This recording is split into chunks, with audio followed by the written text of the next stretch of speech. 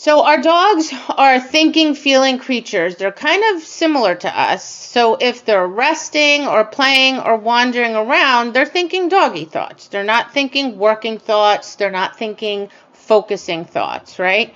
So they can't go from that to immediately working and being focused, right? So imagine you're daydreaming or you're looking at Facebook or you're watching TV. And then all of a sudden someone says, hey, can you solve this math problem? You're going to be like, whoa, wait, say that again? You're not even going to have processed that question, never mind being able to answer it. You have to shift your brain, right? And the dogs are exactly the same way. My dogs have been taught to run to the mat. You can see he thinks that's super fun. Again, I don't even have to reinforce every time.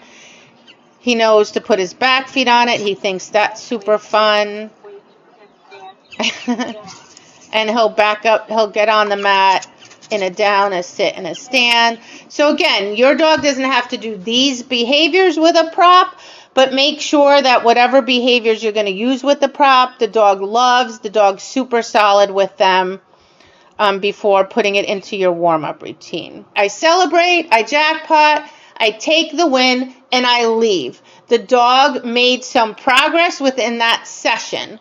This is the hardest piece for trainers. They want to keep pushing. They want to get the full warm-up. They want to get the exact same thing like they get at home.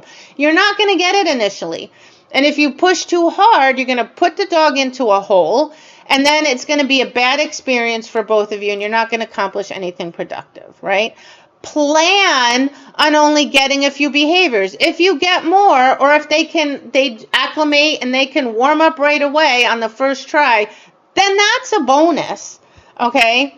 But don't plan on getting the whole thing.